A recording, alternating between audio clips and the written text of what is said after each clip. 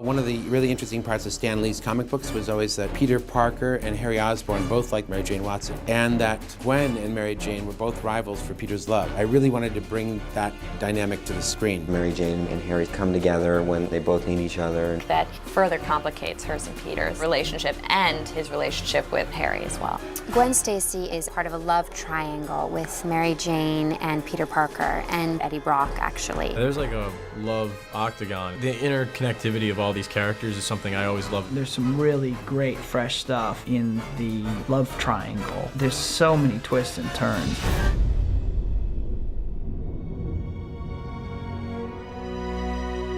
Peter Parker and Mary Jane Watson are closer than they've ever been before. She's aware that he's Spider-Man, and now she is trying to live up to the promise that she made at the end of the second film to share the responsibilities of what it means to be this hero. Tell me you love me. I love you. I love you so much. I always have. Time has stood still for the young lovers. It's right before, it's like the moment before things are gonna start to get stirred up. As Peter Parker is starting to become a little bit full of himself as Spider-Man, he's starting to build up a little bit of an emotional wall between Peter Parker and MJ. Peter's not there as much for her as she'd like him to be, and so she's kind of pushed aside a little bit. Peter absolutely takes the love of his life for granted because he just believes it's the love of my life. She's my girl, period. Neither of them is bad or wrong. They're just struggling with things everybody struggles with. They're both right, but they're not in sync. I'm worried about you. I'm fine. I don't need your help. Everybody needs help sometimes, Peter. Even Spider-Man.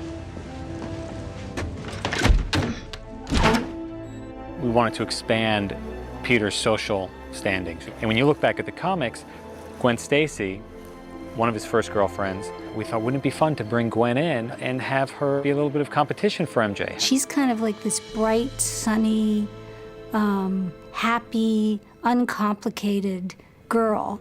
Spider-Man saves her life, and she becomes kind of enamored. You okay? Yeah, I'm fine. Thank you.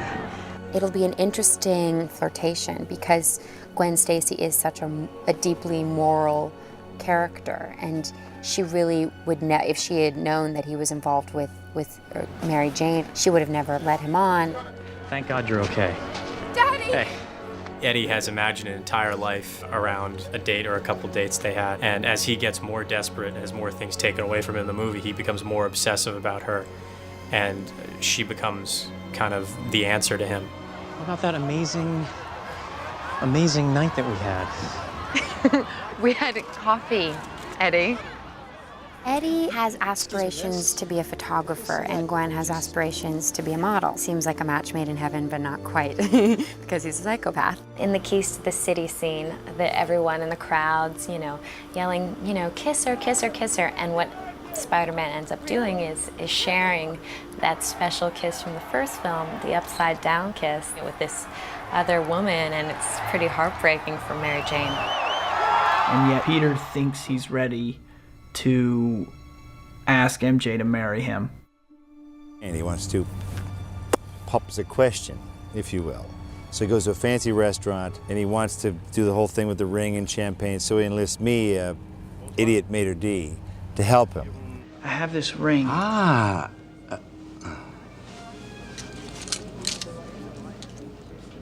Hello. And of course it all goes to hell in a handcart. Hi. Things took a turn for the worse when Gwen Stacy showed up. It's more threatening, I think, to Mary Jane that she actually is a smart, beautiful woman instead of playing a very shallow person. Gwen Stacy is upper middle class, loving family, opportunities, totally different than Mary Jane. Mary Jane had a complex upbringing and has a complex existence.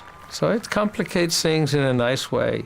MJ gets to a very low and lonely place, and Harry is the one that's kind of there for her as a friend. He's always loved her, and whatever, he's always had a thing for her.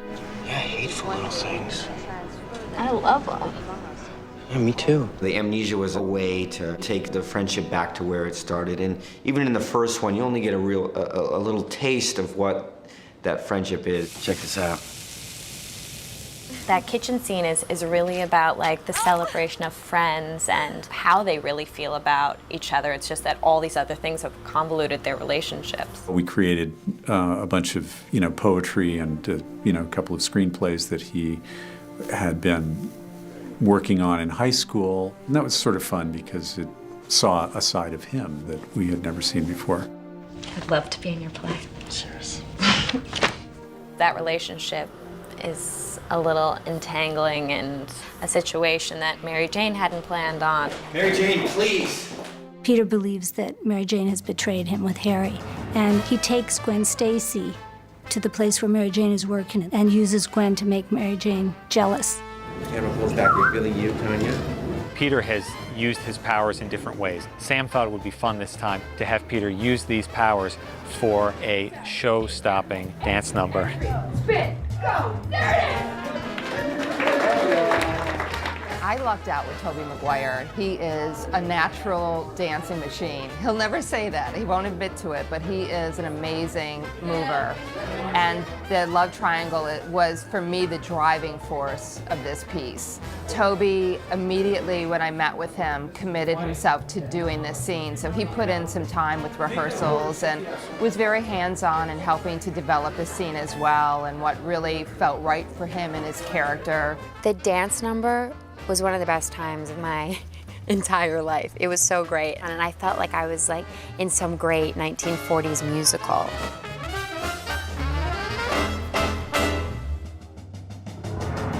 Peter is here with Gwen, but this whole thing is to really get to Mary Jane. And so in the creation of this choreography, I really kept that at the front of my mind. I realized that this whole production that he's put on was just to hurt me, and he hurts her in the process too. She isn't a manipulative woman. I mean, when she finds out that he's betrayed Mary Jane, I mean, she is truly apologetic and embarrassed by the situation. I'm so sorry. We try to approach it from the most realistic way we can and applying logic and truth to relationship problems between Peter and Harry and Peter and MJ and Harry and all of the characters and all the conflicts mixed in with all of these out of this world things, and I think it's a challenge and it's a lot of fun. Classically, in the way we've done these movies, there are always complex romantic entanglements. Still, the most important thing in their lives is friendship and trust, and then love will come. Our story is about characters that get to know each other better, learn to trust each other. Our experiences together mirror some of those experiences of the characters growing together in the film. And really, the joy of having the same actors from movie to movie is you do get to follow the growth of the characters as you follow the growth of the actors. They're now adults. They have life, they have pain, they have success, they have aspiration. We grow up with them. You have the sort of blueprint for the movie you're going to make, and you have the scenes and the conflicts and the dialogue, but then when you get with the other actors and the director and you start to play the scenes, the real relationship starts to form. It's really been a pleasure to see Kirsten and Tobey and James in the bonds that they've formed with each other. They were all really spectacular actors to start with, and I must say I think each one of them has just gotten better and better.